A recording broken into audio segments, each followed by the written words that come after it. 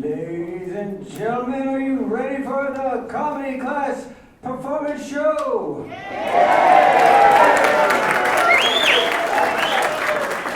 We're about to bring your host up here. He has been a key member of the Asheville arts community forever. He's a comedian, he's a teacher, and he was recently in the Addams Family play where he portrayed Lurch, or come to think of it, vice versa.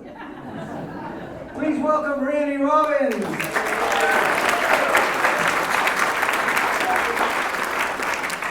So, good evening, everybody. It's a thrill. Last year I was killing myself at 6:45 because the room was empty. And it filled up because people like to come late. But this year, I guess the word came out because the room was half full at 6:35. So welcome. I did perform in the Addams Family musical as Lurch, and it just ended today, and I got my makeup off, and I'm feeling really good about that. The performance was such, I was in 5 scenes, and mostly mute. In one scene I grunted, and then in the finale I shocked the world by singing. And it was a shock, both to me and the world. But the thing is, I spent so much time silent in that theater that I'm bursting. So I'm sorry, but you're in for it. Just saying. So this is Stand-Up Comedy 101's final exam. No pressure on the students. Their grades will not be recorded until your response. Look at it as a reality show where no one gets voted off. Because that's what we're here for. We're here to support people, most of whom, or half of whom, have never taken a comedy class before. Several of whom did, and they're still coming back for more. So it's either they're going to do it till they do it right, or they just want to do it better. And in my opinion, it'll be more of the better. I almost said more better, but we know that that's grammatically incorrect. So my name is Randall with 2 L's, Scott with 2 T's, Robbins with 1 B. To simplify things, I call myself Randy Robbins. And nobody can get my name spelled correctly. I was reviewed, the Addams Family musical was reviewed by the Mountain Express. And the review that references me as the strong silent type, more age-appropriate Randy Robbins, Robbins with 2 B's. Randy Robbins delights as the moaning butler Lurch. Now, I'm not asking you to think that there's something special about me because I got a good review. It's the fact that they don't bother to get my damn name right. It's infuriating. Last Sunday, I did a thing, for want of a better word, at Deerfield. Deerfield's Rotary group asked me if I would come and talk to them for 45 minutes about what a stand-up comic does. Like I know? I only know what I do. But I went up, and you have to know your audience. I said to them, so the basic, and I'll teach it to you, it's free. I taught it to my class, it was free. It's probably worth the same amount. What's a joke? A joke consists of a setup and a punchline. And the distance between you got from the setup to the punchline, the funnier the joke. For example, my wife ran off with my best friend. Boy, do I miss him. I didn't say it's a great joke, and it certainly isn't mine, but it gives you the information that you need to know what a joke is. So I told it to the Rotarians, and they loved it. They thought that was great. And then I started telling my story, talking about, well, I started 20-some years ago. I took a class, much like the class that is performing here tonight, and I shared with them my first joke, the first joke that I ever wrote. If you've been to this show before, you'll know it, and hope you'll enjoy it again. I grew up in Bayside, Queens, New York. I always get some person. Are you from Bayside? I'm from Queens, Little Neck. Close enough. Vigo Park. Oh, now we're going to have a whole conversation here. All right, anyone else from New York City, you need to call out your borough? Get it out now. Brooklyn, yeah, Brooklyn. All right, shut up. Bayside, Queens, New York was the safest place to grow up in the universe once you were outside of your house. The little neighborhood that I lived in, we called Ittsville, because we had Leibowitz and Markowitz, Abramowitz, and again, my name is Robbins with one B. I went to my grandfather. I said, Pop, I need a Jewish name. And he said, how about Putz?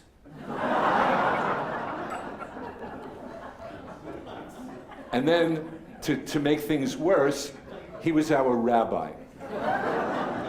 So I told this joke to the Rotarians at Deerfield. The guy in the front row says, what's a putz?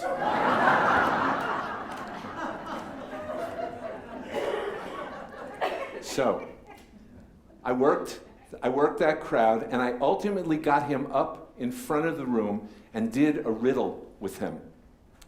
A 4-part riddle. I won't take your time to tell it to you, but suffice it to say that he didn't achieve success of answering the questions. Anybody could do it. You know what? I'm going to do it. Young lady, you come up. Just come on. Come on. We only have 2 hours. Get up here. Okay. We've never met. Is that correct? Okay. Okay. Audrey and I are complete strangers to each other. So, Audrey, take the mic. I'm going to tell you, we're going to do a 4-part sequential quiz. And if you get 3 right out of 4, you win. Okay? And I'll help you with one if you need it. Okay? So question 1, how do you get an elephant into a refrigerator? Okay, Audrey's puzzled. Would you like me to help you? Okay. So in this particular question, there are 3 parts. So let me ask you, to put anything into the refrigerator, what's the first thing you have to do? Open the door. Talk to the mic. Open the door. Exactly. What would the last thing be?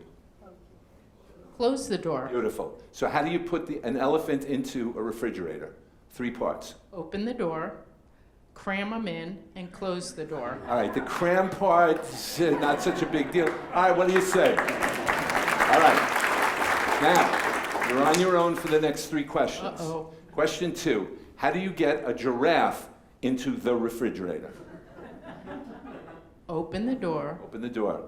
let the elephant out, Let the elephant out. and let the giraffe walk into the refrigerator, then close the door. Ladies and gentlemen, we have a ringer. Nobody gets that right. This evening is going downhill fast. Well, it looks like you're going to win, but there's a prize of little or no value. Anyway, congratulations. I'm proud of you. 3rd question. The king of the jungle in this sequential quiz. King of the jungle invites all the animals to his birthday party. They all come except for one animal. What animal doesn't come? No audience. Somebody say a syllable. I didn't get the word though. Well, Could you say it again, please? No. I do the jokes.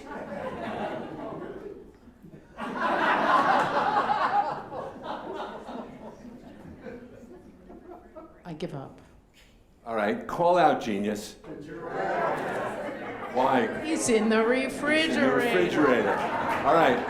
Still can redeem yourself with this. You come to the river, you want to swim across, but crocodiles live in the river. How can you safely just jump in and swim to safety?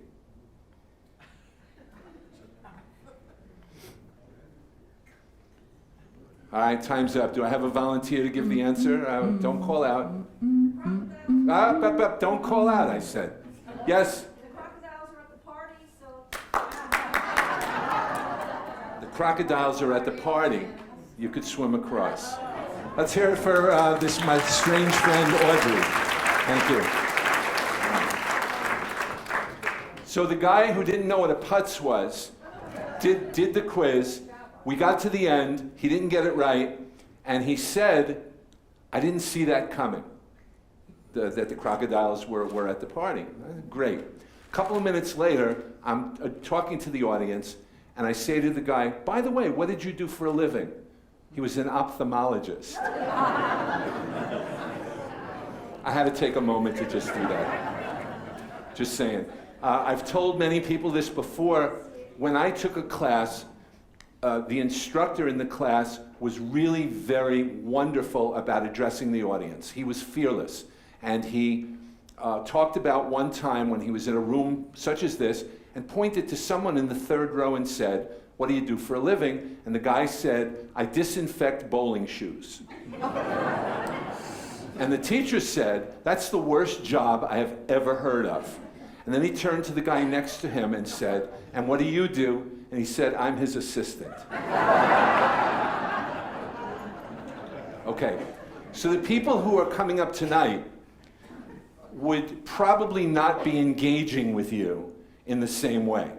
It takes a certain kind of nerve to be able to do that. So be calm and loving and supportive, just like I know you will. We've done this now, this is probably the 8th class, and there are people here who have been in one or another of the classes. It's wonderful.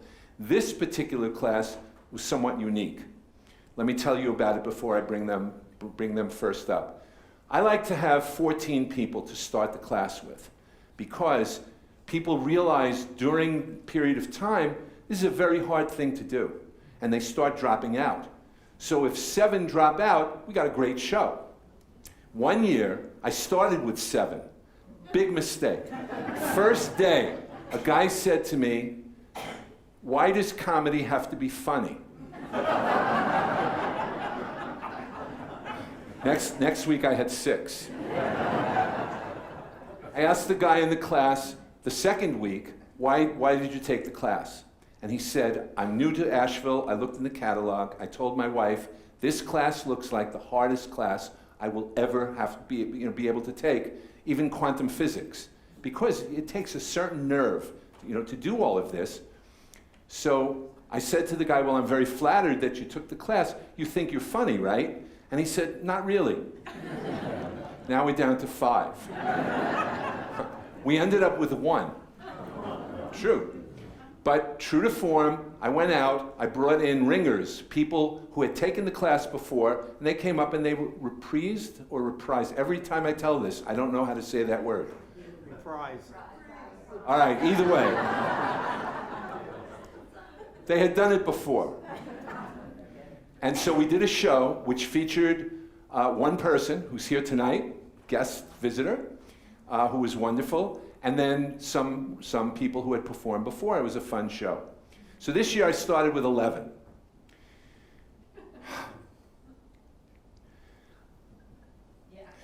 We're down a lot. We're down a lot. So when I bring up any individual, I'll tell you a little bit about them so that you know what their backstory is. I didn't say this earlier, but silence your phones, please. Pictures are fine if you're taking them at me. Okay. Oh my God! It's like this is like a detective agency. Everyone's getting a call at the same time, and they're from the same table. Is it important? Oh, I just heard 2. Anyway, enough of that. So let's begin. Are you ready for some comedy? Okay. I like applause, but I prefer laughter. Even better. Real laughter. Don't bullshit me. Just saying. So we're going to open with a guy who took the class last year, came back this year with a completely different set, completely new material, and if you were here last year, you'll probably likely remember him, and if not, you'll remember him after tonight. So a warm welcome for Harry Pearson. Harry Pearson. You have to shake my hand. It's obligatory. That's what we do. Okay, you're up. Hi. I recently turned 70, and it was just in time. Thank you, thank you. For somebody in my 60s, I was beginning to feel I wasn't doing all that well. But for somebody in my 70s, I'm doing great. I used to think that aging would be a smooth, gentle decline like an airplane making a perfect landing. Now I know better. It's like falling off a series of cliffs. One day you wake up and you can barely stand on your left leg. A month later, you can barely see out of your right eye. A month after that, you can barely hear in one ear. Fasten your seatbelt, it's going to be a bumpy landing.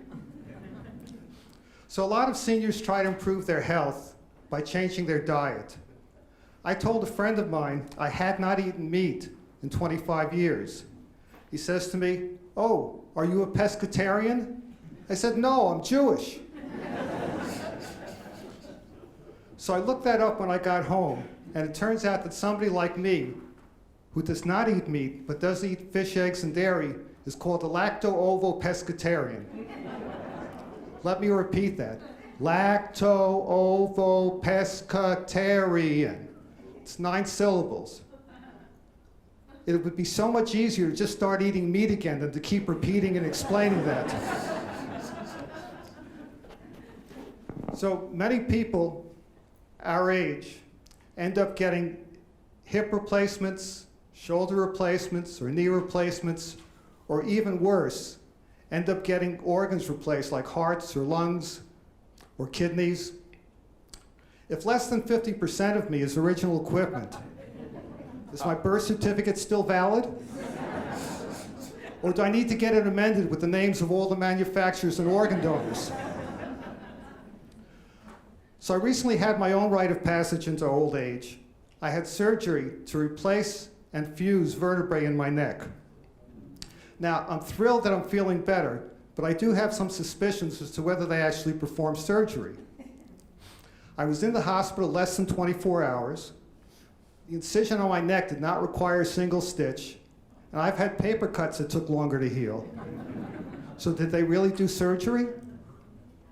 Well, when I take my car to the mechanic, he gives me back the used parts.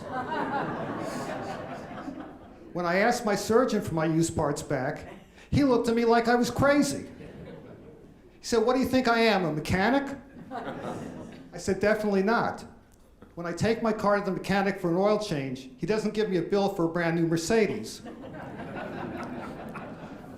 So things got a little heated, but I think he came around to my point of view because it ended amicably. The last thing he said to me was, "If I ever get another chance to cut your throat, I guarantee you won't have any questions afterwards."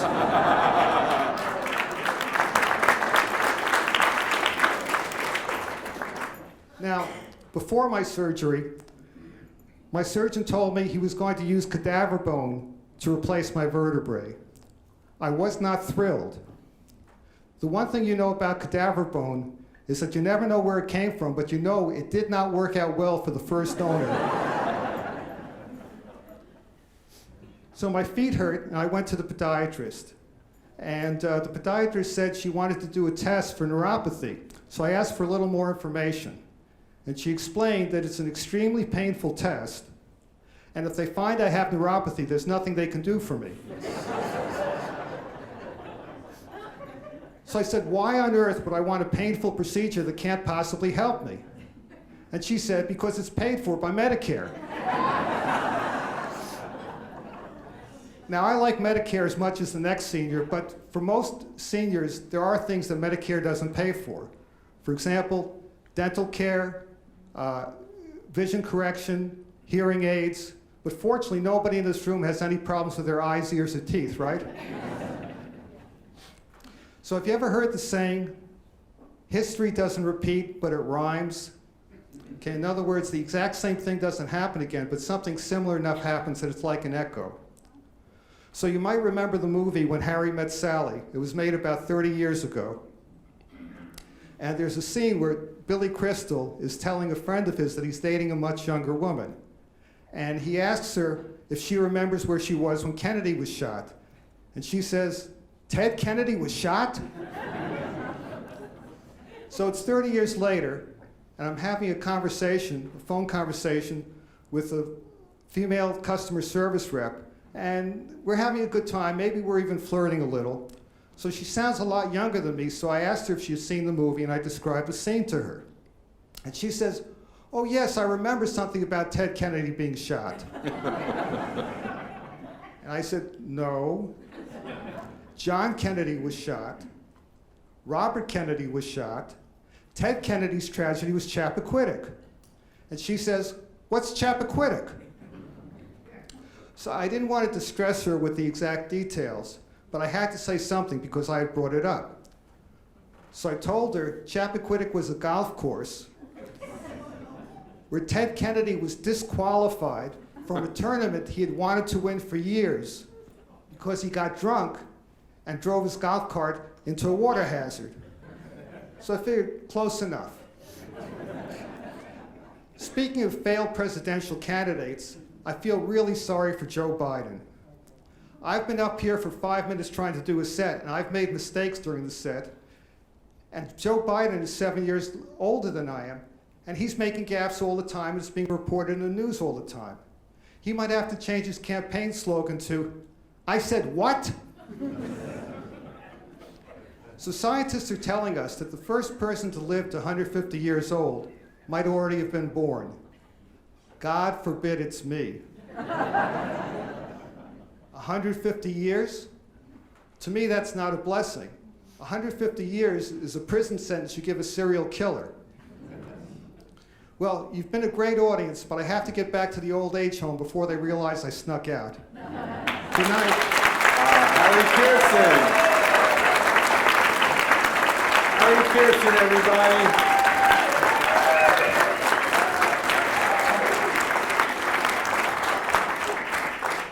Harry, you killed. Yeah, I don't like that. I definitely shouldn't have put you on right after me. But what are you going to do?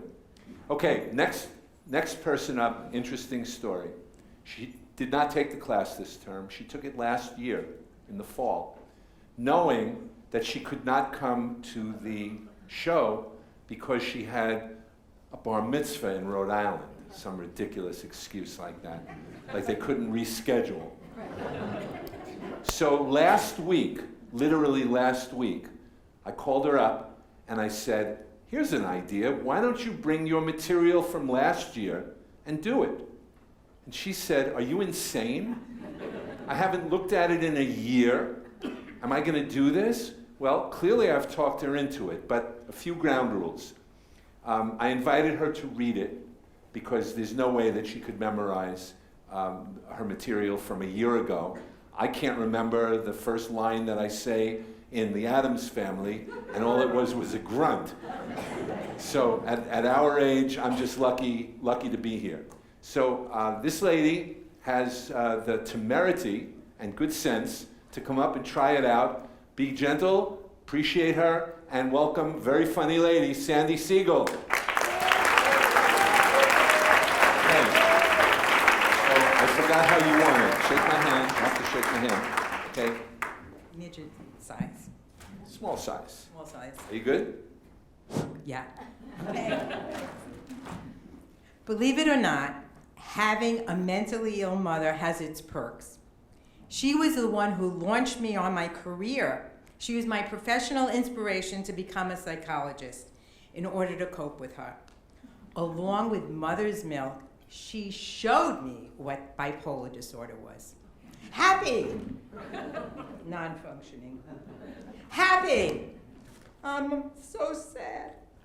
Boy, she embodied Buddhism. They talk about impermanence. I never knew what was going to happen with my mom. But I got the message. I never had to guess what she was thinking or feeling. Boy, did she let me know. So there I was, 40 years old, single, and desperate to meet a man. Wouldn't you know it, a New York Times survey comes out, 1% chance of getting a husband if you're 40 or over. Oh my God, what was I gonna do? Well, it turns out 1% if you're living in New York City. But wait, if I moved to Alaska, it went up to 25%. Now I'm wondering, how many Jewish Eskimos are there? And is blubber kosher? Wait, is it even vegan? I don't know. I was doing everything I could to meet a man. In fact, being the academic type, I had a PhD, I decided to take a college class, Find a Mate, and I was gunning for an A. I studied every possible way to nab a guy. I was thorough, and what they taught us in class was wherever you go, be on the hunt. So I was on the hunt. I was searching for Mr. Right, even in the laundromat. After all, I wanted my guy to have clean underwear. And for extra credit, I actually went to a conference for gynecologists. My guy needed to know his female parts. At the age of 40, I was not going for an amateur. When it came to my sex life, I wanted a professional. Culminating the course, we all went to a singles dance together, and all my classmates met someone, except me. Now I was more anxious than ever. What was going to happen? And I turned to my mom for words of encouragement, and what did she say? Sandy, you will never meet a man. You are a desperado. Desperado? Why would she say that? I waited till my second date to ask my husband to marry me. Now, most men would have run like crazy, but not my guy. He's very reasonable. And besides, I was putting out for him as well. That did the trick. You know, my whole family was pretty insane. My wealthy in-laws were throwing a party to welcome my crazy brother Don to Asheville. And on the way to the in-laws' mansion, Don was following behind me in his car. We're 5 minutes from the in-laws. He calls me up on the phone. Sandy, I'm not going. They're too happy. I can't be around happy people. I tried reasoning with him. Don, they're not really happy. They just look happy. The guy has heart problems. His wife has migraines. Nothing was working. They hate each other. Forget it. Reality has no impact on the mentally ill. Don skipped out on the party. And would you believe it? The following week, the in-laws get divorced, and it's an ugly one. I'm talking to Don on the phone, telling him the bad news. And man, was he pissed. He said, I should have gone to that party. It would have been great. Right, Don. Incidentally, Don hasn't spoken to me in 10 years. He thinks it's because I'm too happy. So, mirroring my brother's chaotic emotions was the state of his house. His house was such a wreck, and his wife, no housekeeper either. My mom was a real neatnik, and you know, she was never at a loss for a kind word, so she dubbed his house the pigsty. So one day we're visiting the sty, and my brother greets us at the door with a big grin. He's so happy. Mom, we've been cleaning the place for weeks and weeks and weeks, and we got the house up to dirty. Wow. Don, you really tried. Trust me, when it comes to mentally ill people, we never let reality or nicety stand in our way. My mom was a tiny woman under 5 feet. She thought that she had the cure for obesity. She would walk up to complete strangers and go, hey, you're fat. I didn't know where to hide. Like, thanks, Mom. This 400-pound woman had no idea that she was fat until you just told her. Thank you for the public service announcement. My mother thought she was going to shock people into being thin. And trust me, my mother knew her shock treatments. She had received enough of them. Hey, if shock treatment could work for mental illness, why not obesity? Let's face it, mental illness is a stigma in our society. Yet everyone in my family was very successful, despite being crazy. Maybe there's hope for Trump after all.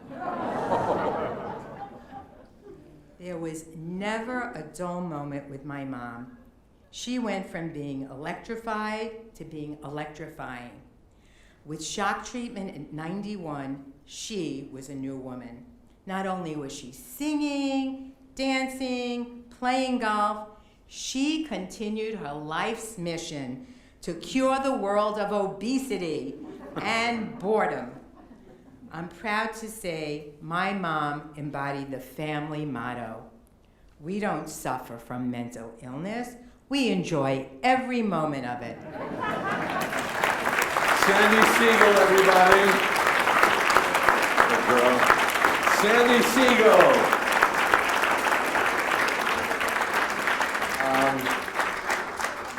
That was great. I'm glad you pulled it together to do this. I appreciate you for doing it.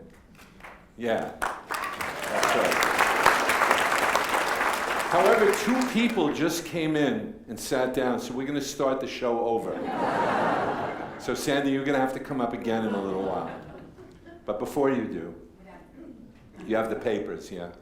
Okay, so the next guy coming up was very amusing in the class and had, in the middle, you have to have a lot of nerve to do this, I have to tell you. He came up to me the second week and he said, oh, by the way, I won't be here for the 5th or 6th week. We're traveling. And I thought, how am I going to work my whatever magic I possibly have? How can I do it? Well, you're about to find out how somebody did it mostly on his own. So we know what we're going to hear because he's done it for us, but now we're going to see it in real life. Welcome, Gene McKellar. Gene McKellar.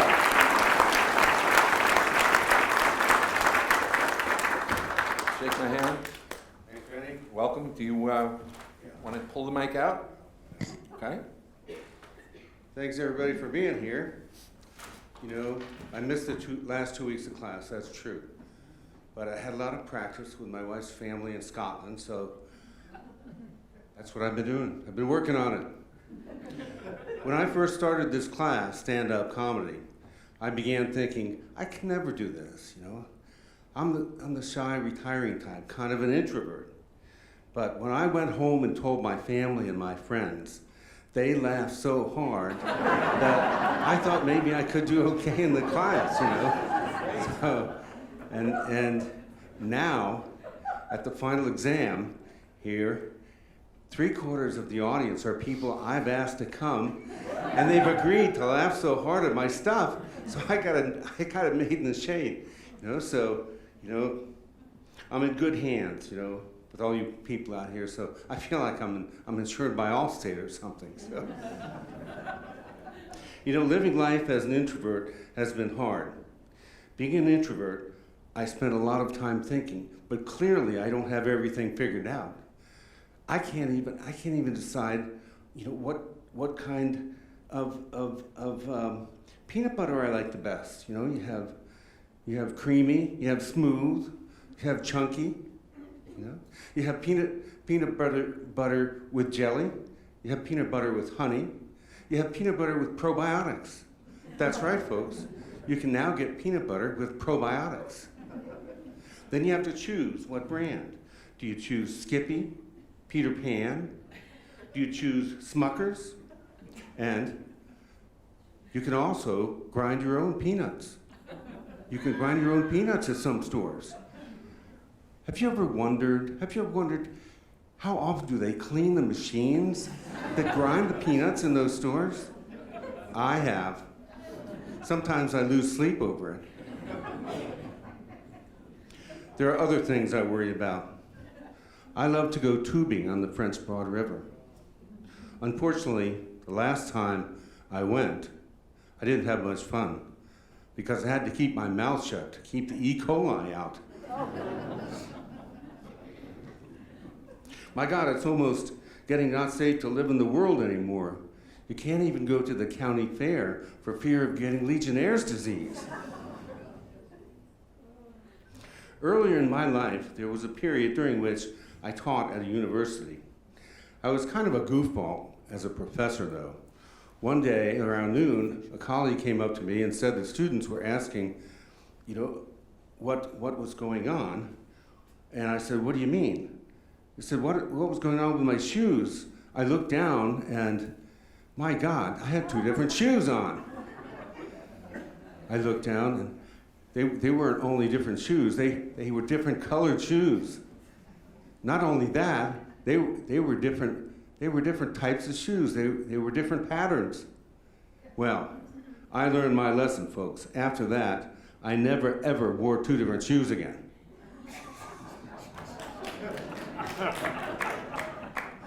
As an introvert, I have a lot of time on my hands. I like to drive around a lot. One day, I saw a sign in front of a church that said, "Don't let worry kill you, let the church help."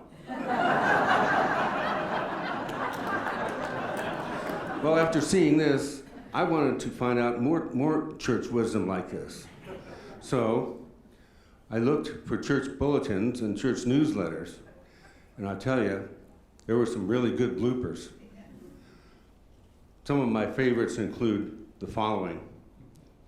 At the evening service tonight, the topic of the sermon will be, "What is hell?" Come early and listen to our choir practice. On Tuesday, a bean supper will be held in the worship hall. Music will follow. Weight Watchers will meet at 7 p.m. in the Lutheran Church. Please use the large double doors at the rear of the church.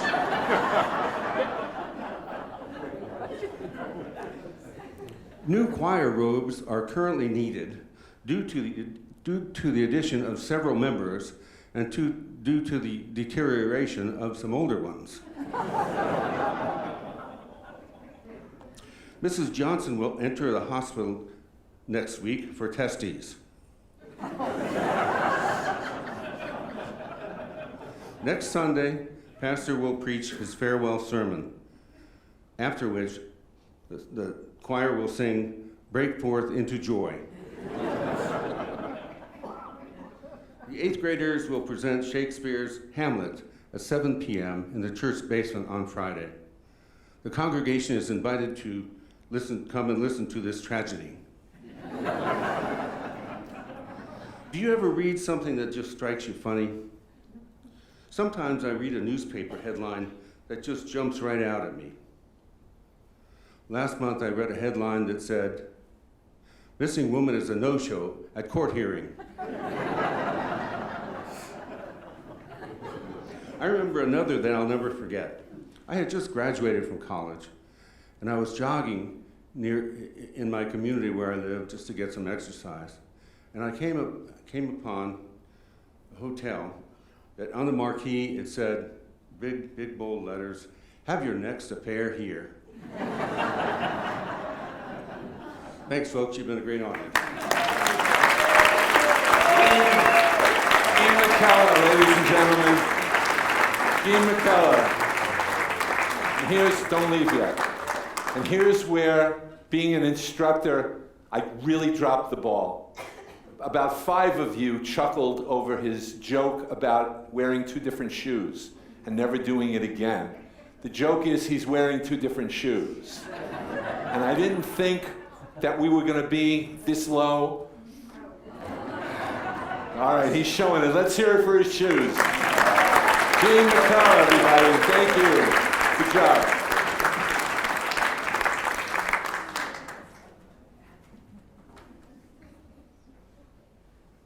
I'm happy about this next guy, too. You ready for more? Yeah. Okay, I was hoping you were. He's the guy that was heckling me earlier. So how can I introduce him in a way that will lower your expectations and just fill me with relief over the angst that he provided for me? All of that is false. I'm happy to invite him. He's a very funny guy.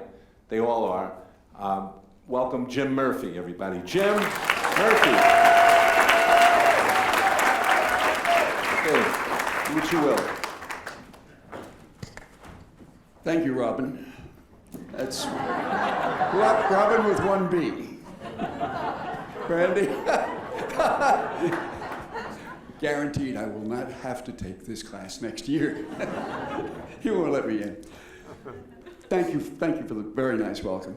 My wife and I have been together now for 35 wonderful, loving years. Absolutely stunning relationship. In all those years, there is one word that has dominated, maybe even defined our relationship. And that word is, what? It's not like we have any hearing problems, it's just there's no distance in our house too great to keep either of us from starting a conversation. The other day, I'm in the living room, she's up in the office. Honey, I'm going to Ingles. You need anything? What? Ingles?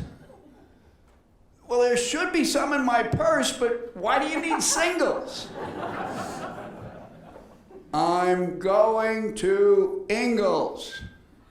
Oh, good. We need some non-fat milk, 2 tubs of yogurt, and a couple of onions. What? Good. She's sitting in the bedroom, I'm over in the kitchen, and she's talking away. Blue streak. I don't understand a word she's saying.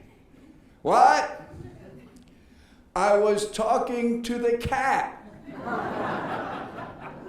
What did the cat have to say? What? My wife is here tonight.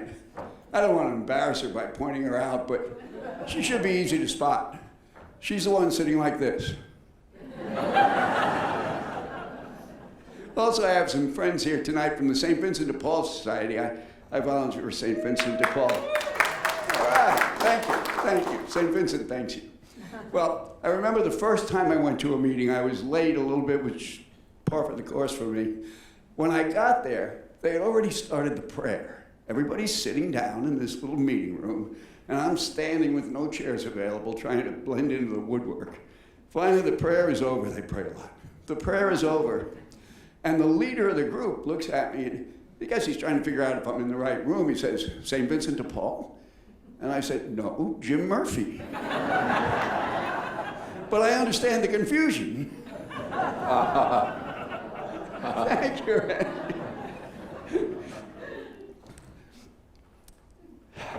We went on vacation a couple of weeks ago, New England. Get off the plane, go to the rent-a-car counter, and everything is going smoothly. And they assigned us to a fire engine red Jeep Wrangler, which more appropriately would be called a Jeep tank. First of all, you need a ladder to get into the thing. And once you're in it, the ride is so tight that we were driving along and I was saying, honey, look at the nice fall color. It's just amazing. The springs are just so hard.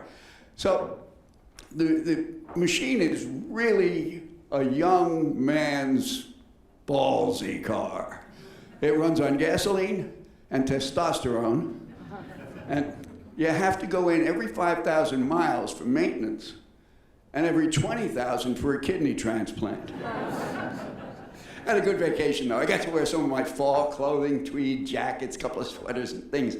I'm a bit of a clothes horse. And thanks to my wife and my daughter, I never have to shop for clothing. Christmas, 2002. Pants. Birthday, 2004 or 5. Shirt, Father's Day, 4 years ago. Yeah, I keep my clothes a long time. Matter of fact, this is true. I have a shirt that is so old, the little tag in the back says made in USA. Got a lot of interest from the Smithsonian. My wife and I have a dog named Shadow, black dog named Shadow. About 4 years ago, we went to one of those adopt-a-thons, looking for a little 20, 25-pound dog. Found one sitting in a cage, cute little guy. Took him for a little walk, and everything was going well. Affectionate, seemed pretty smart. took him home. So we get him home, and it didn't take long before we realized we had made one big mistake. Forgot to ask a very important question. How old is he? Before long, our little 25-pound dog became a 75-pound fur factory. And the dog sleeps in our bed when we're in it. And he snores. And he has nightmares. 2 a.m, suddenly the bed is shaking. His legs are flailing, his body is shaking, and he is making the worst vocabulary full of god-awful noises I've ever heard. Shadow, Shadow, wake up, it's okay, it's only a dream. The dog snaps to attention, looks at us with this withering look, like, how dare you, and jumps down on the floor. Which would be fine, except about 10 minutes later, as we're falling back asleep, he's at the foot of the bed whimpering to get back in bed. And nothing will do, but he has to be between us. Well, Shadow, get in bed. Sits at the foot of the bed and looks out the window to the dark. And you can just see him thinking, I can't see a word you're saying. So we move over, he gets back in, we get back to sleep. But man, I'll tell you, this dog sheds more than any dog we've ever had. I mean, he's a fur factory. I can prove it. I can prove it. See this jacket? This is my tan camel hair blazer.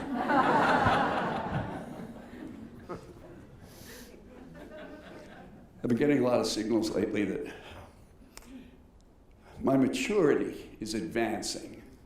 It's the best euphemism I could find. One of the signals is of my own making. I could call it geographic, as in, where am I? How did I get here? I walk into the kitchen. I look around and think, now why did I come in here? Must be for a glass of wine. Case closed. Walk into the bathroom. Why did I come in here? Now, if you get the answer wrong on this one, it could be a problem. But I decide, must be for a glass of wine.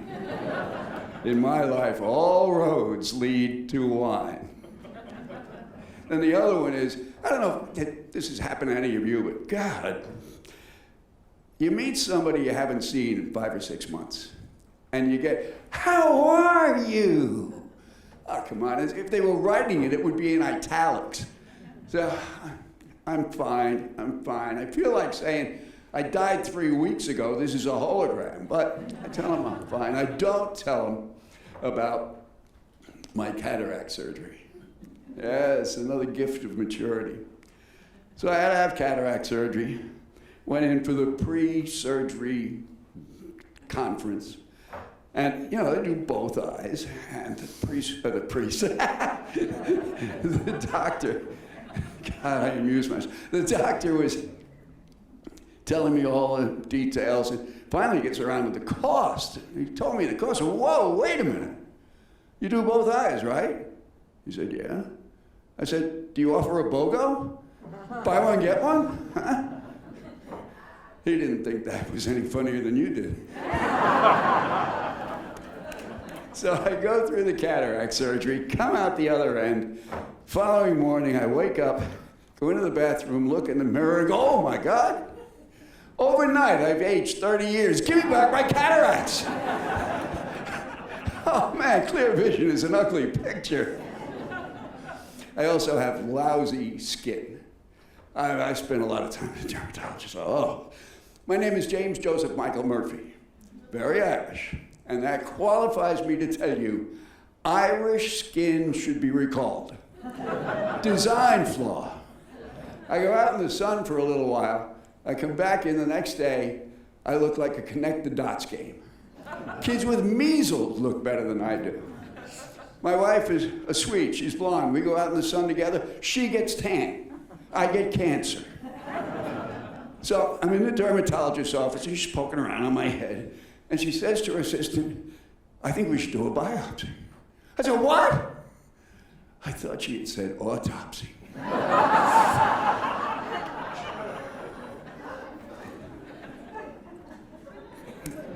My wife told me that I'd live longer if I exercised.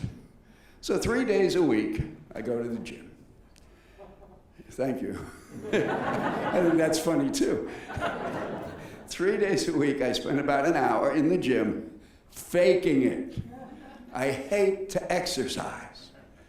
I even looked for a t-shirt with pre-printed sweat stains. I don't know why they don't make them. It'd be great. A little logo of a couch on the chest. It'd be perfect. So there I am, sitting in the stationary bike, pedaling away, checking out all the hot chicks, the young ones, 60, 65. But there was one really young one, and she was wearing a pair of these new yoga pants. My word, those are tight. They were blue. And if people were blue, she'd have been naked. It was that bad. But I'm really a spiritual guy. I love you too. I'm really a spiritual guy. I spent 10 minutes on the bike, checking out the scenery, and then 10 minutes thinking theological thoughts. I happen to believe that God exists in everything God created. And everything God created exists in God. So there I am, pedaling away, grooving on this. I am in you, you're in me, I'm in you, and I had a thought that shook my faith right down to my spine, right there in the gym. If I'm in you, and you're in me, how come I'm doing all the pedaling? And God answered me. Right there in the gym, God spoke to me. God said, what?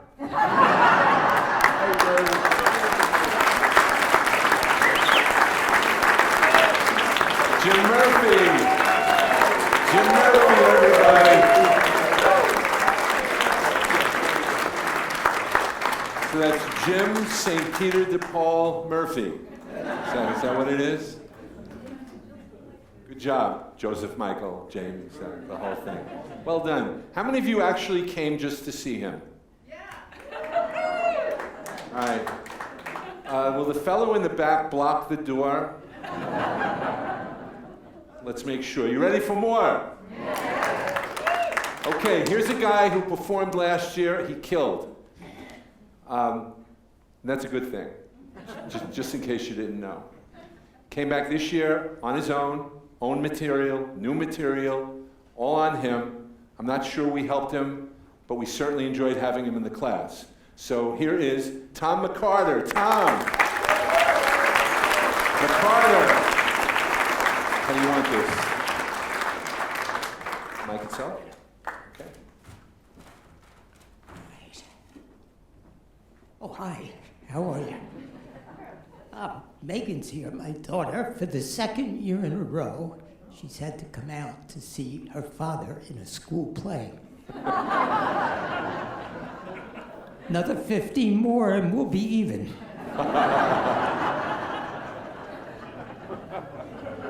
So, when I did the show last year, I had stage 4 cataracts. I wanted to come back to see what it was really like. I didn't know it was going to be in color. I would have dressed more flamboyantly. So I've been in Asheville for about 15 months. My daughter had a little baby boy, grandson. We wanted to be close. But there was another reason why I came. I was living in Miami. I was reading Einstein's Dreams, the chapter where people age more slowly if they live at higher altitudes. So here I am at sea level. I'm 76 years old. I said to myself, I gotta get my ass up to the mountains. So here I am, living on a mountain in a house on stilts, getting high every night. I'm gonna live forever and not remember any of it. So before I moved, I was invited to a symposium at the University of Miami. It was on medicine and engineering. I was curious to see how technology could improve our lives instead of just manipulating us to vote for Vladimir Trump. Well, the train was crowded, so I was strap hanging. Oh, I'm sorry. No, the parking at the University of Miami is just as bad as it is here in Ollie. So I decided to take the train. So the train was crowded, I was strap hanging, and I noticed seated to my right was this absolutely gorgeous woman. I said to myself, boy, I'd like to play patty cake with her. Well, our eyes met. She smiled. She stood up. She was very tall, which is a fantasy of mine. I looked up at her, and she whispered in my ear, "Please, sir, take my seat."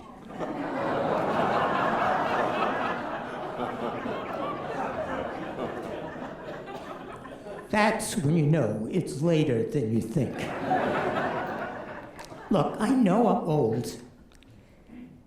I'm okay with it. I actually aspire to it. And there are benefits.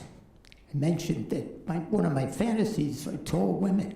I've shrunk so much now, all women seem tall to me. Even Sandy.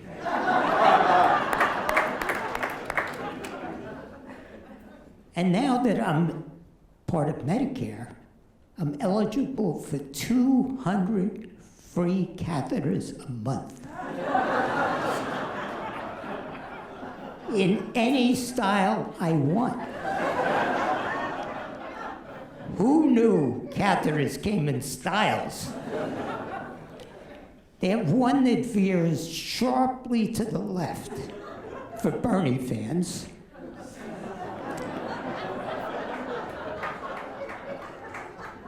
They have Model 45 in honor of the president. It comes in a pretzel shape. It twists you around, leaves you gasping for air, wondering what the hell just happened. My favorite is the sandpaper catheter. It's the Giuliani model. It rubs you the wrong way every time.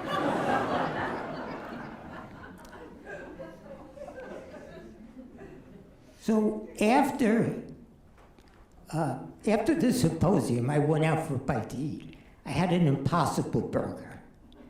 It was a true pharmacy-to-table experience.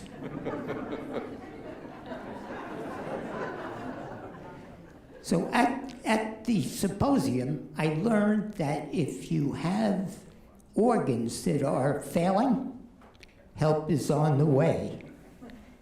Replacement organs will be manufactured on 3D printers right in the operating room. Just tell the doctor whether you want your liver medium well or well done, and hope the printer doesn't jam. And you won't have to chase ambulances anymore, hoping the guy mangled in the car wreck is a donor match. And if you need drug therapy, the drugs will be tested by computer on your own simulated organs. No longer will the doc come in and say, "Well, why don't we try this for a couple of weeks and see if it works?" And then you just wait to see if your toes fall off or you drop dead from the side effects. And those cute monkeys and mice, they will be liberated from testing labs and imprisoned as pets and tortured by little kids just like God intended.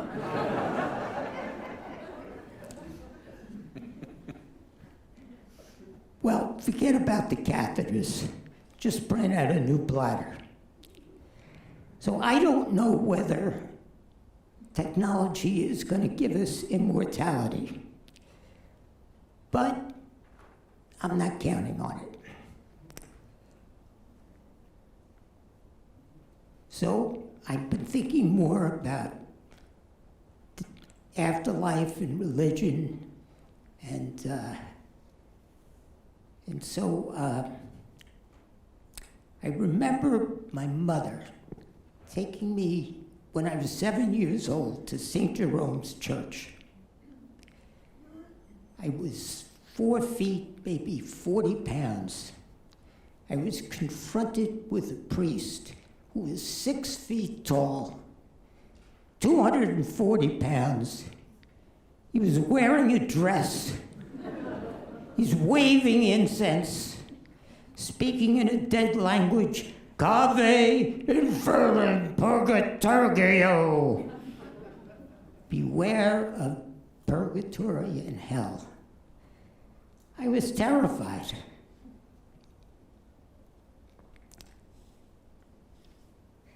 So, I was terrified. Purgatory. Well, look, I told you I was getting high every night. I can't remember things.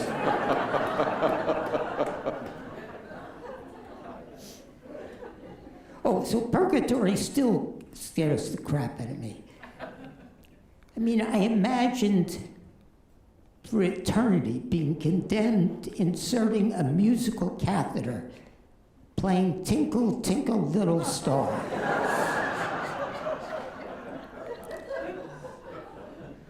Or being stuck on the apex of a broken Ferris wheel for 2,000 years, just hanging around. Well, I have my doubts about things too, like virgin birth. I mean, think about it. But then you look around and there are people with kids that couldn't possibly have had sex. And resurrection. I mean, hard to believe, but then you read the paper and Mark Sanford is running for president.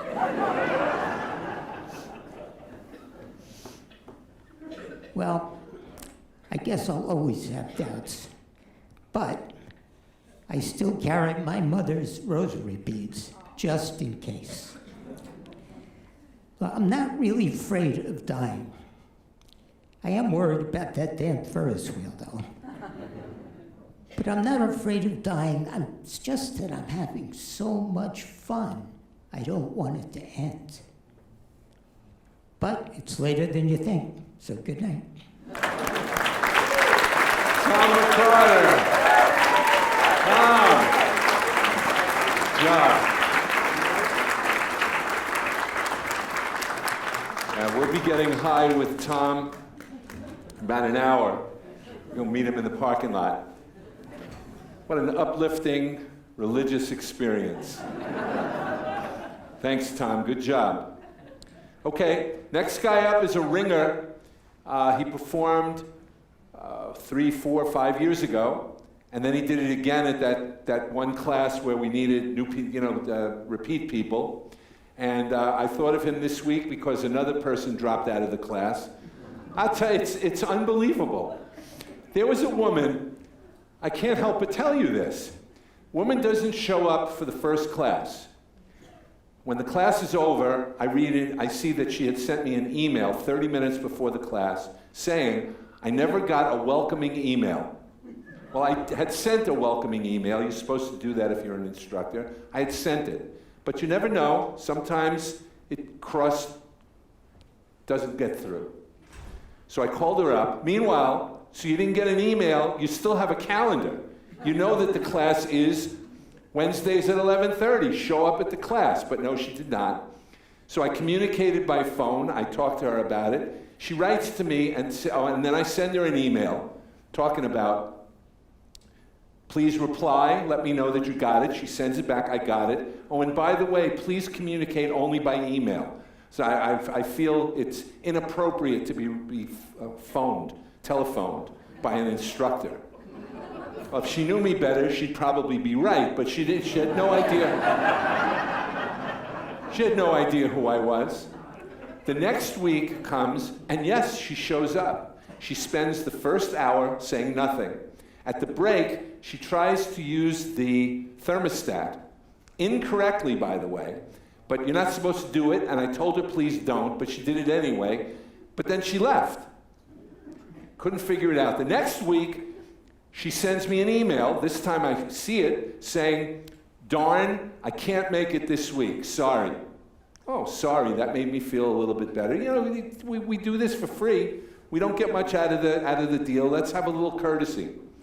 Never came back for week 4. Never heard from her week 5. Week 6, I get an email soliciting money for an organization that she fronts, having nothing to do with the class. I wish I had a punchline for this. I suddenly realized I got no ending. So here's a lesson for me to learn for my teaching next year, to teach the people in my class. Don't start a joke if you don't have a completion. That's a lesson. Obviously my class learned it, but you didn't learn it from me. I just screwed up. Here's a guy who didn't need me for anything. He had his own material, still does. My friend Jerry Warren.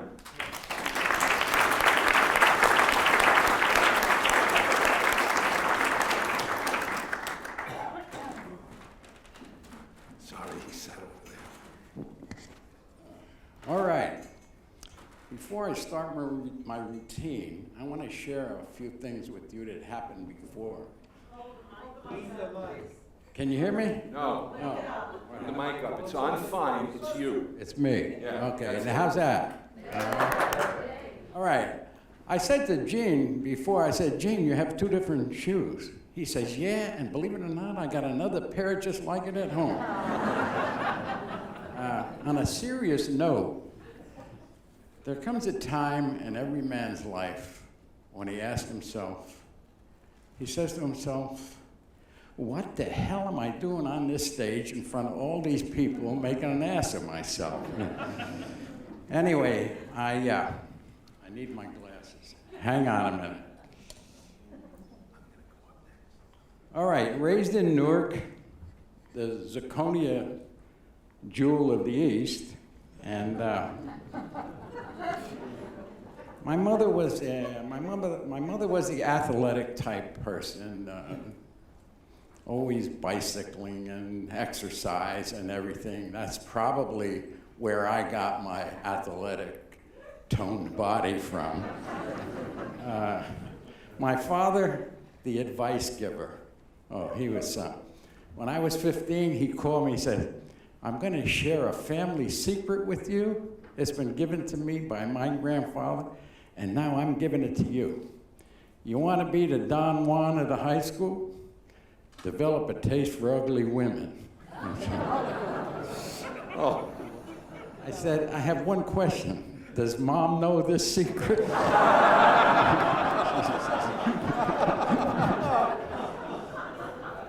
The teenage years in Newark was like any other neighborhood.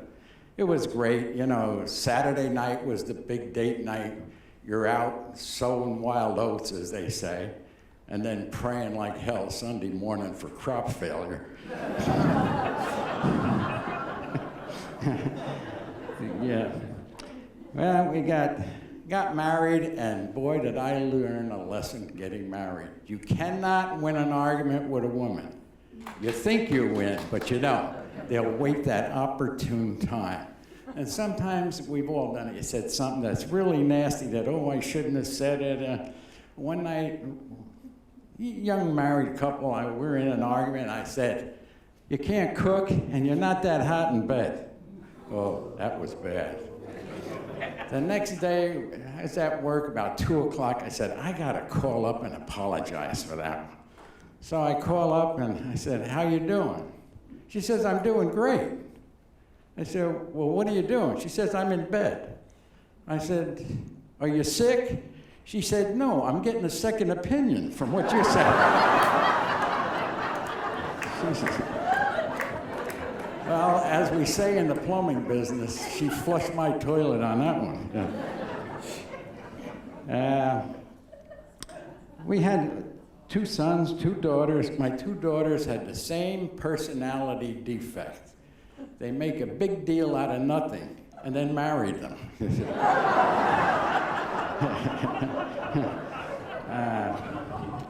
Well, when we're, going ahead a few years, we're getting ready to retire. We're checking out North Carolina from New Jersey. And I'm driving alone down to check something out. And a state trooper pulls me over in Maryland. And he said, "I've been chasing you for 5 miles at high speed." I said, "How you doing? I'm in traffic." He said, "Save your breath. I heard it all. I've been on the force 20 years. So then I said, "Look, seriously, I'm in traffic." He said, "Save it, son." He said, "You tell me something I haven't heard, I'll let you go." So I thought for a minute and I said to him, "Officer, you said you've been chasing me at high speed for 5 miles?" He said, "Yes, sir." I said, "Now I'm going to tell you something you won't believe. My wife ran off with a state trooper 2 weeks ago. I thought you were bringing her back." I didn't get a ticket.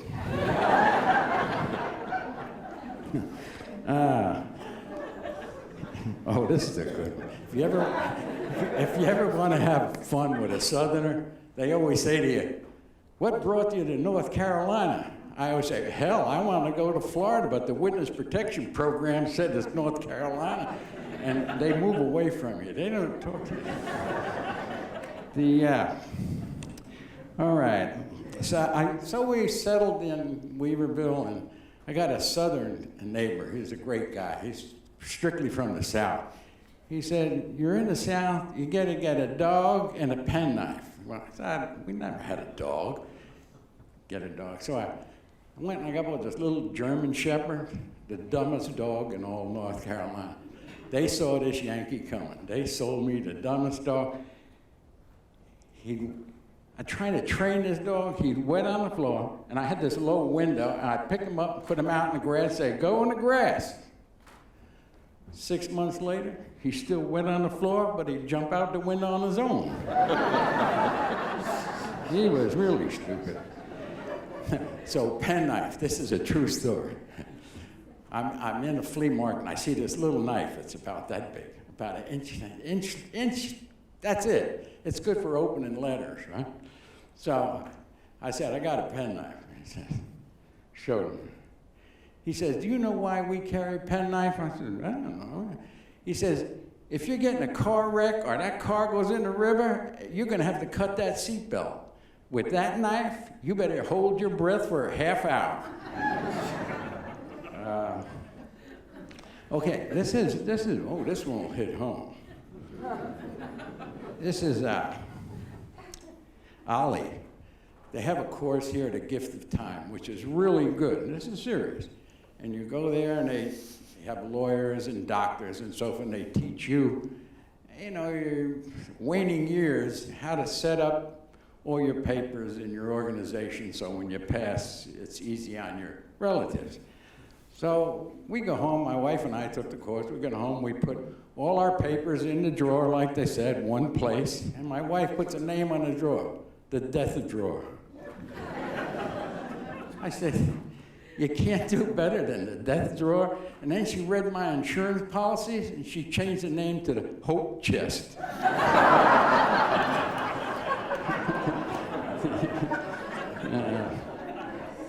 We took a cruise after we settled. We took a cruise to Alaska, and it was really nice. It was in July, warm. And we're sitting out on the deck, and my wife's having some wine. And all of a sudden, she blurts out, "I love you so much, I don't know how I could ever live without you." I said, "Gee, this is my lucky night or what here?" I said, "Is that you talking or the wine talking?" She said, "That's me talking to the wine."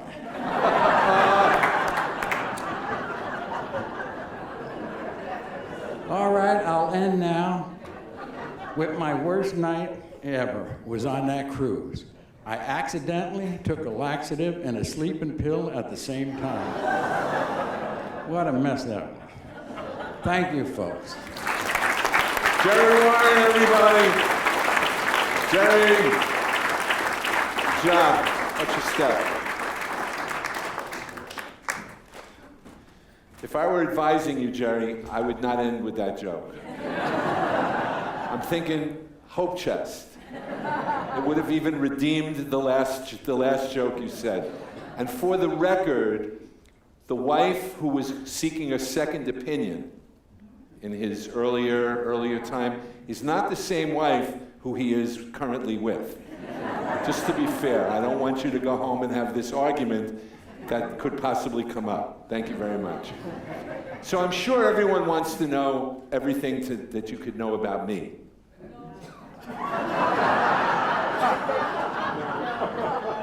Could I see that person who said no? Raise your hand, please. No, really? That was you?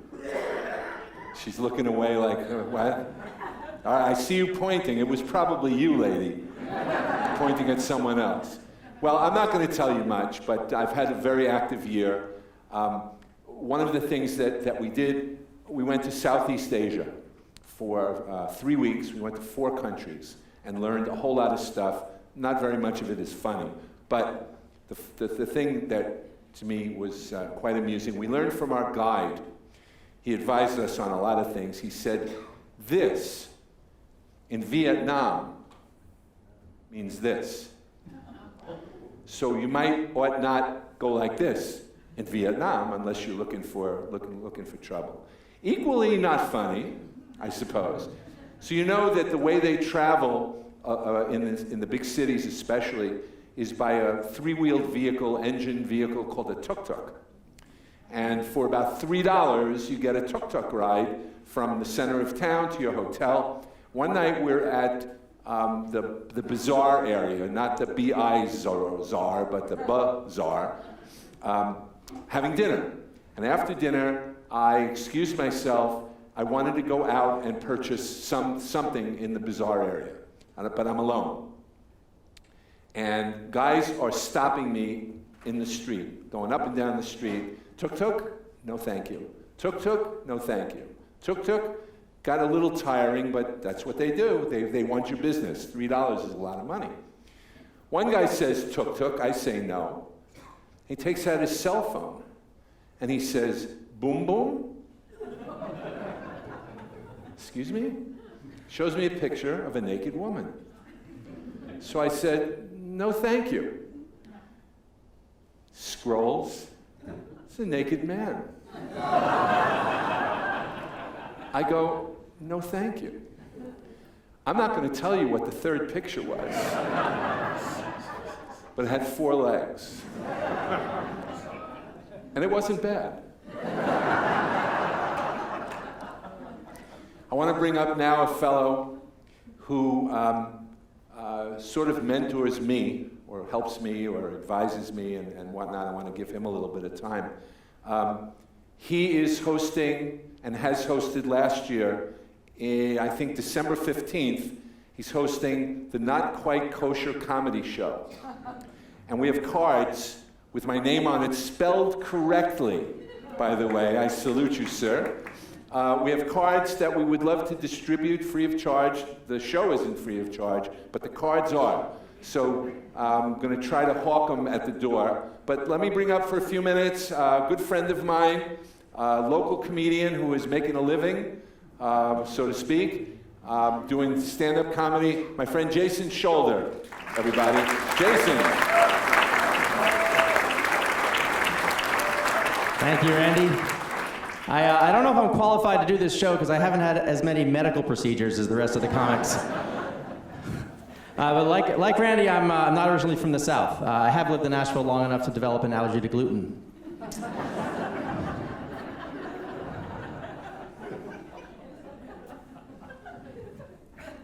Okay.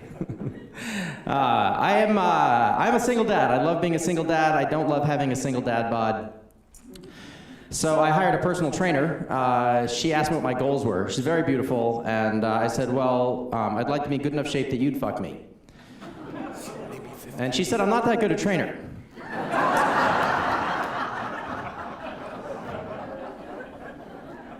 But I did it because I was trying to get ready for my 50th birthday. I just turned 50 last month, and everyone's asking me how it feels. Being 50 feels like I'm an iPhone 6. At first glance, I feel like I look like a 10. You should turn off your mic. If you're the only person in the room laughing, I don't want it to be that obvious. I gotta bag that whole fucking joke. Thank you, Randy. I will blame you.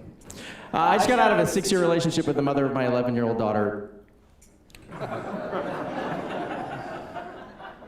All right, so if some of you are wondering about the math, so was my daughter. I explained it to her using new math because that's what they're teaching her in school.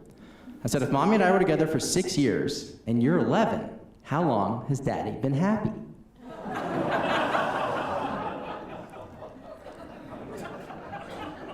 It's a sour crowd. Her mom's happier too, because she gets to pick all the same fights. We don't have any of the makeup sex. And our daughter's in the 6th grade. We're already arguing over which high school we think she should drop out of. Her mom wants her to go to public school because it's free and she can ride the bus, but we live in the mountains, and I don't want our daughter getting knocked up by some coal-rolling redneck with a meth habit. I want our daughter to go to private school, where she can develop an unjustifiable sense of entitlement and do cocaine. And I think kids have it too easy these days, so I'm raising our daughter Jewish.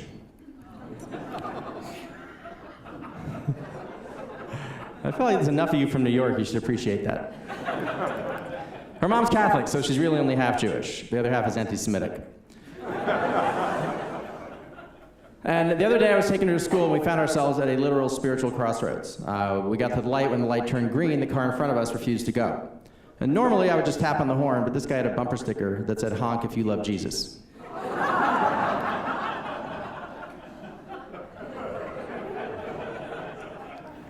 Now, as much as I wanted to get my daughter to school on time, I wasn't abandoning 5,000 years of cultural and spiritual heritage just to avoid some tardy shaming. And so we waited at the light. I'm like yelling at him. My daughter's got secondhand road rage. And the guy waits for the light to turn yellow. Then he peels out, flips me the bird, and he gets to the intersection, and I do not. So we get to school. We're late. They send us to the principal's office. And the principal's like, "Would you mind explaining to me why you're late, Mr. Shoulder?" And I said, "Well, I would have been on time, but I didn't want to honk, and then you flipped me off." Okay. Last summer, I performed comedy at a same-sex wedding here in Asheville, and it was really great. The guys met me at a show where I was the only straight comedian on stage. And I thought it was cool that they hired me, but I was confused, and my first thought was like, how bad is their gaydar? You know, but my second thought was, how good is their gaydar? And my gaydar is terrible, although I think my college roommate might have been gay. And he used to wake me up in the middle of the night and ask me if I wanted a blowjob. And I don't want to be like, sucking one dick makes you gay, bro. But it was the way he did it. All right, not the crowd for that. It's all right, you got to know your audience. You were good with the medical material. That's more your milieu. All right. I'll go back and write some senior citizen jokes.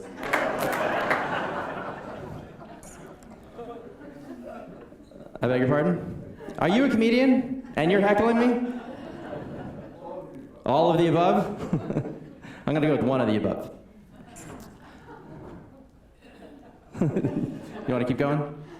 Okay, thank you.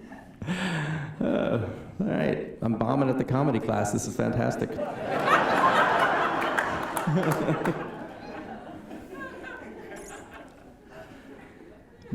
Sometimes I'm afraid that last bit makes me sound homophobic, which I'm not. I'm just really afraid of finding out that I'm gay.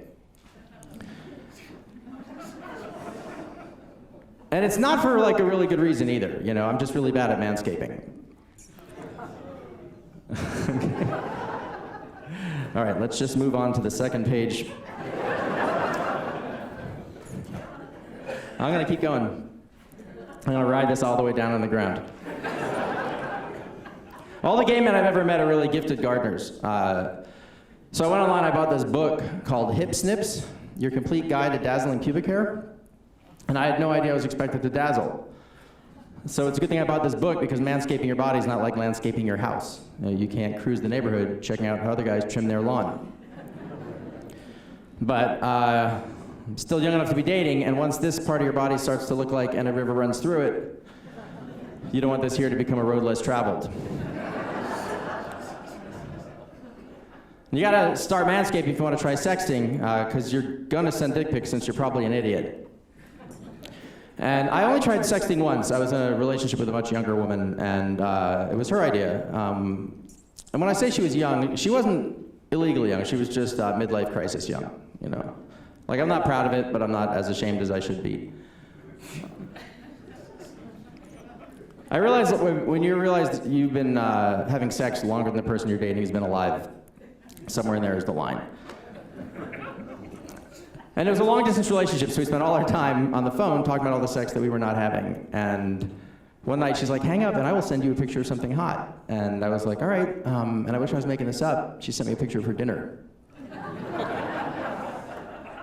So I said, why would you send me a picture of food? You know? And she's like, well, my mother told me the way to a man's heart was through his stomach. I was like, well, you should have asked your dad.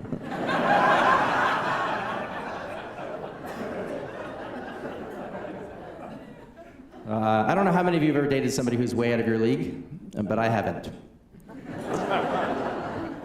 But I did just get out of a 2-year relationship with a pretty hot yoga teacher. And I know I shouldn't say it that way. My ex-girlfriend taught hot yoga.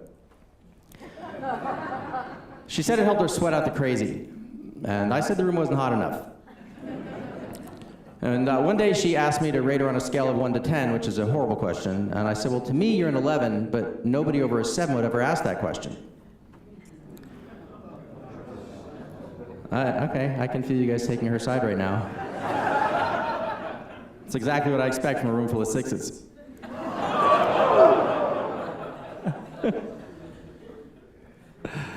I'm just kidding, some of you are 4s.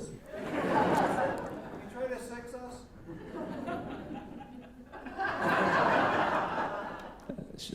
Get his name for next year's class. What's your name, sir? Bob. Bob? You gonna sign up for next year? Nope. All right then. He's teaching the class. He's teaching the class? Well, I feel bad for next year's students then. But I'll come back and perform for you again, Bob. All right, where was I? Oh yeah, I was on her side too until she cheated on me. I said she cheated, she said she's polyamorous. I don't know how many of you guys are familiar with polyamory. It's a lot like cheating, except when you cheat, you try to keep it a secret. When you're polyamorous, you tell everybody. It's like having a gluten sensitivity. And polyamory comes from the Greek word poly for many and amor means love, but I did some research and found out that polyamorous is actually Latin for hoe. And all polyamorous relationships have their own set of agreements, so we agreed that if she was going to sleep with other people, I would come up here and talk about it. And so we tried polyamory once in the beginning, and it went really well. I went online, had my first and only successful Tinder date, and found out within a week this woman had slept with me, the only other Tinder guy my girlfriend was interested in, and my girlfriend's other boyfriend, also on Tinder. I was like, Tinder must be using the same algorithms as Amazon. You know, Tinder's like, if you fuck this guy, you will probably fuck this guy.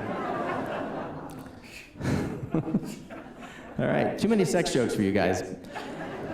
I get it. It's no longer something you're interested in. Not so?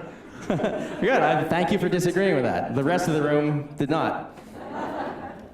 I also teach yoga. Most people don't think that's true because this isn't the kind of body you see on the cover of Yoga Journal. This is the kind of body that eats meat and emotions. And emotions are okay, but yogis aren't supposed to eat meat. So I've been telling people I'm a vegetarian for years. But the truth is, I lost my vegetarianity to Five Guys.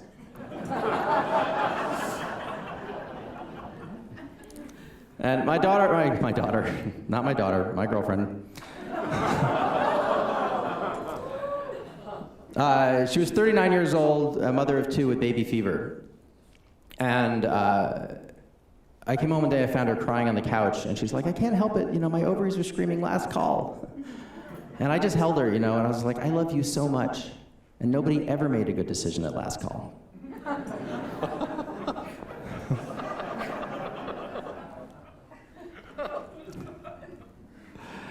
All right, this is it. I'm leaving you on this whether you like it or not. I sleep in a shirt and only a shirt. I sleep in a shirt because I get cold, but only a shirt because I'm an optimist.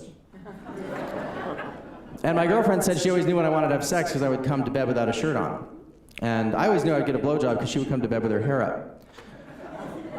And one night we were snuggling, and I picked a hair tie off the night table, and I handed it to her. I was like, "Can I interest you in one of these?" And she handed me my shirt. All right, that's going to do it for me. My name is Jason. Thank you very much. Jason Scholler, everybody. Oh my God.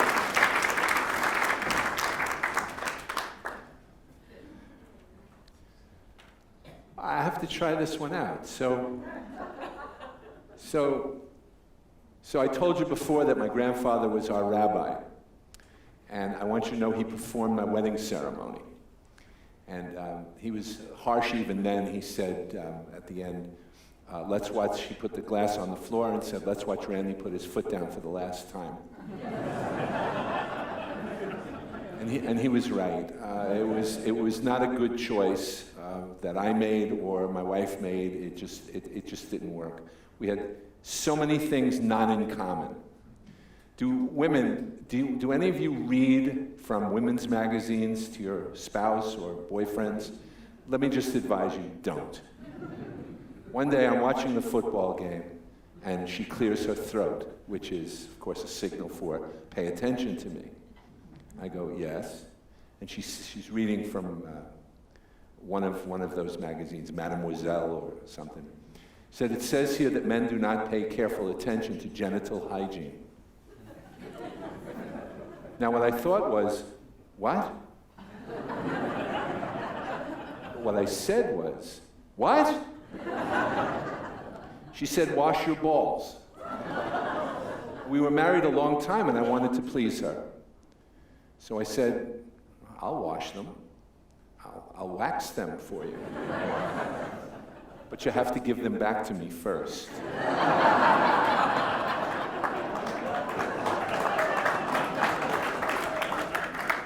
And you'll be happy to know that there's a law in New York called equitable distribution. And I got one back in the divorce. Thank you.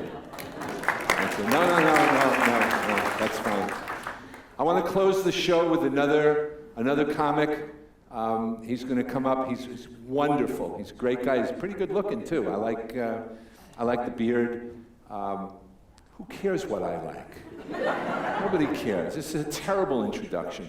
Give it up for Art Sturdivant, ladies and gentlemen. Give it up for Art.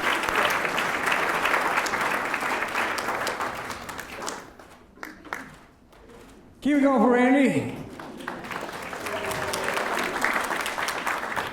I don't know about y'all, but I'm really grateful that he got the mic up and running because I keep showing up for places and at places where they're supposed to have a stand-up show and they don't have a working mic. And there's always that guy that's like, be a man, do it anyway, vocal production. And I hate that because stand-up comedy without a microphone, it makes you that guy in the disaster movie who's trying to get everybody together, I'm not sure I'll be your comedian tonight. I know you're all very frightened. Frankly, so am I. With a microphone, you say things like, how many folks are on Facebook, or how many folks have kids. Without a microphone, it's, I ask you, who among you has children?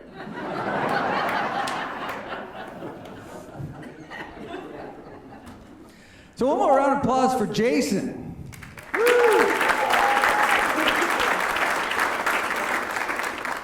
Jason and I perform a lot together. He just turned 50. We perform with a lot of people in their 20s and 30s that are always talking about being old. And Jason comes on and says, you're old, I'm 50. And then I get to come on and say, you're old, I'm 58. And I was like, look out at all of you. One thing comes to mind. Be 17.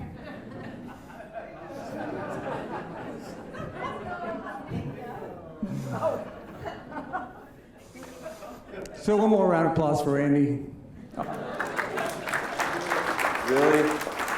That's the best you can do. See, I don't think hosts like Randy get enough respect anymore. Because every week I come to a place like this and someone like him comes out on stage and says with all the authority of MC, everybody give it up for Art. But people just clap. Nobody ever gives it up for art. I'm not saying I could handle it if all of you gave it up for art. God, I'd like to try. I was at a show recently and there were like 7 people in there with their dogs. I was like, what in the world? People bring their dogs everywhere now. And then I stopped and thought about it. I thought, you know, it was a bar. Dogs in a bar makes all the sense in the world. Because who's gonna appreciate drunk sincerity more than a dog? It's like, hey boy, how's that good boy? No man, I mean it. Who's a good boy? No, it's you and me here. You are the most incredible boy ever. And now the dog's like, finally somebody gets me. And you're like, dude, do you want to go outside? And the dog's like, ah! Do you want to go get in the car? And the dog's like, maybe not the car.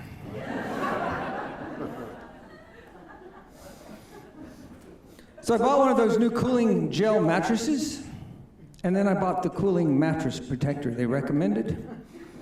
And then I set the air conditioner before bedtime. I woke up 300 years later in a dystopian future. So Dollywood, theme park or 160-acre Cracker Barrel?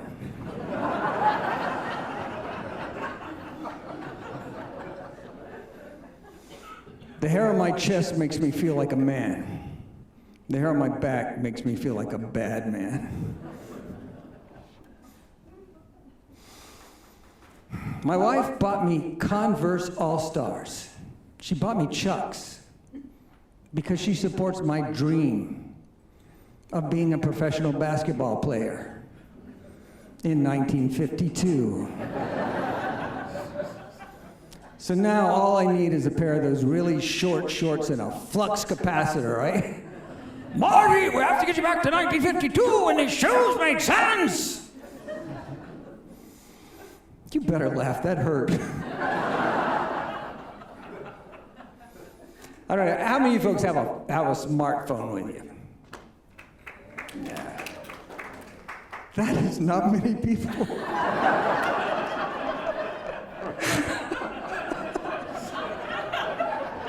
I don't know if I could do that joke.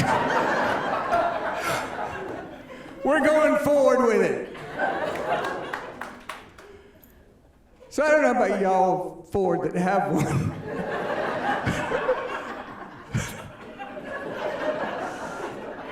But I keep walking around, I keep, watching it like everybody else, except for most of you. And I keep running into that person who's like, everybody's got their nose in a phone now. Nobody ever pays attention to each other anymore. And I don't know about y'all, but it seems to me like the person saying that is the most boring person in the world. It's not that we're not paying attention to each other anymore. We're not paying attention to you. I'm playing Plants vs. Zombies on that phone. If you can't be more interesting than a zombie or a plant, it might just be time to try harder. So, if you listen to a lot of comedians, most of them in their 20s and 30s, and they're always, shooting themselves down, talking about how they're not especially sexy, don't have great game, don't do well with romance. And I guess that's true of a lot of comics. But I have an edge. You see, I only do comedy at night. During the day, I'm a 58-year-old overweight bald Uber driver. So line up, bitches. I do drive Uber, and I am 58, and obviously I don't feel especially old at 58, except for compared to most of the comics I'm around all the time. But they are starting to make me feel old, and I catch myself saying the old stuff now. Like I used to work in a furniture store, and I'd be showing people power recliners, be like, when I was your age, we had to do our own reclining. Back in my day, mullets roamed the earth. If a woman mentioned her selfie stick, we all knew what she was talking about.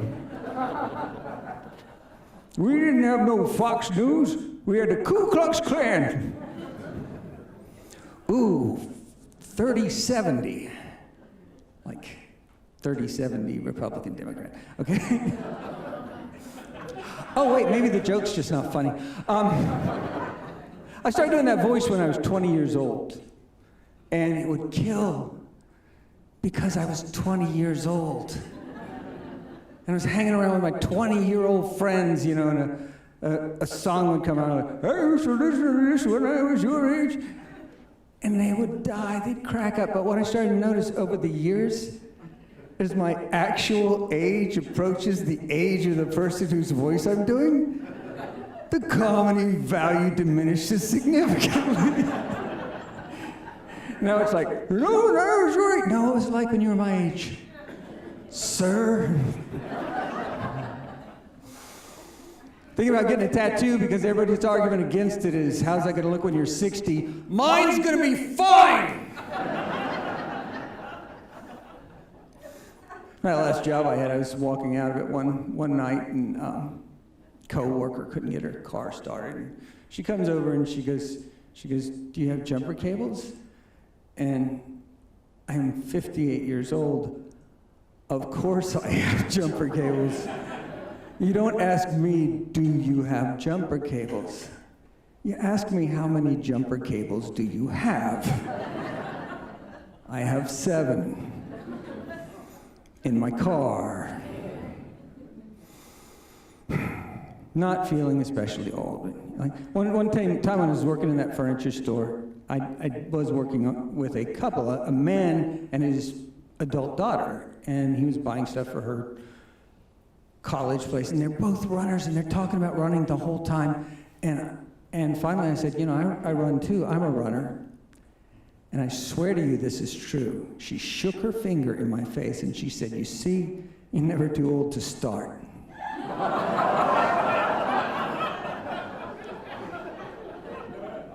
And I was like, that's horrible, but then I thought, you know what? It's kind of cool being never too old age. You get all sorts of unearned extra credit for things like knowing what a TARDIS is, or not having a reverse mortgage, or erections. Nevertheless, I told her to get off my lawn. So, I was at the doctor's office recently, and I was in the waiting room, and I couldn't help but notice this beautiful picture on the waiting room wall. It's a painting of an operating room, and there's a surgeon in this painting doing a procedure. And standing right next to the surgeon, his hand on the surgeon's hand guiding him through the operation, was Jesus. And I gotta admit, it made me feel good. It would have made me feel better if he was wearing a mask and gloves.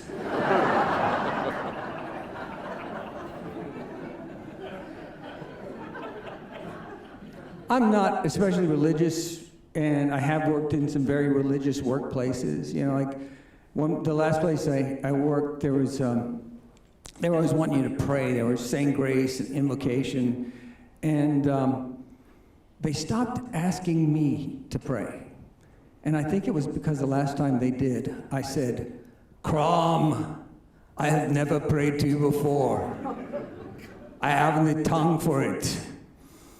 Valor pleases you, Crom, so grant me revenge. And if you do not listen, then to hell with you. Amen.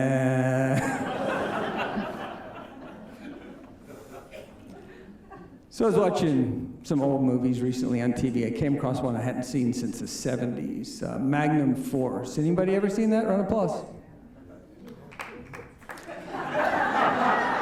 You are lying. I believed it about the phones, but you've seen Magnum Force. Some of you were in it. Magnum Force, the way it starts, I'm going to pretend y'all don't remember this. It starts with a hand holding a handgun with a black background and a voiceover from Clint Eastwood saying, "The .44 Magnum is the most powerful handgun in the world." And I thought, wouldn't it have been cool if all of Clint Eastwood's movies had started with science facts? The giant squid can grow to 60 feet in length. Light travels at 186,000 miles per second in a vacuum. 2 + 2 is 4, I don't know.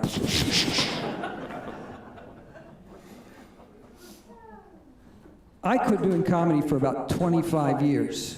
And when I wasn't doing stand-up, I didn't get out to places like bars and clubs very much. And I gotta tell you, in 25 years, those places changed. It was like being in, I don't know, Frozenation or something. But the first thing I notice about the way they're different is that men hug each other in bars now. And I didn't get the man hug at first. You know, I got it now. It's a quick, you know, in and out and it's over. And I was doing it wrong. I was like,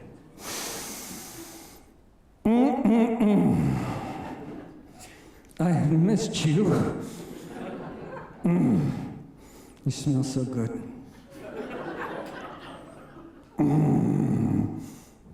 Another thing I noticed is that I kept seeing people do this gesture and say, raise the roof. And it took me a couple times seeing that and hearing those words before I realized this was supposed to be a person raising up a roof. And then I thought, what a lazy bunch of actors. Ladies and gentlemen, I give you raising the roof.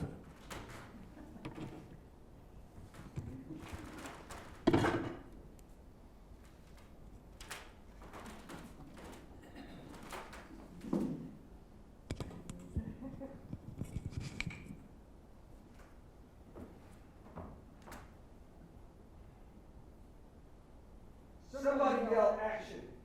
Action! Save yourselves! I can't hold it much longer! They're just laughing. Don't they realize I'm giving them the extra time they need? Let's escape. Follow her!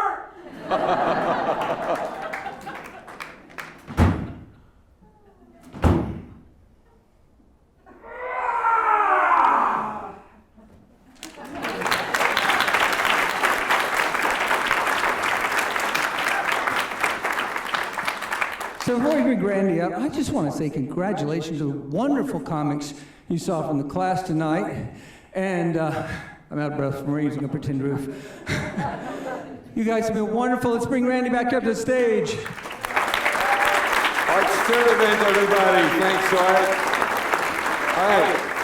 Before I let you leave, although sometimes you can't stop them, someone flip on the lights, please. They're on the side. So 2 things. I would like the students from my class to come up and get a well-deserved round of applause. Come on up.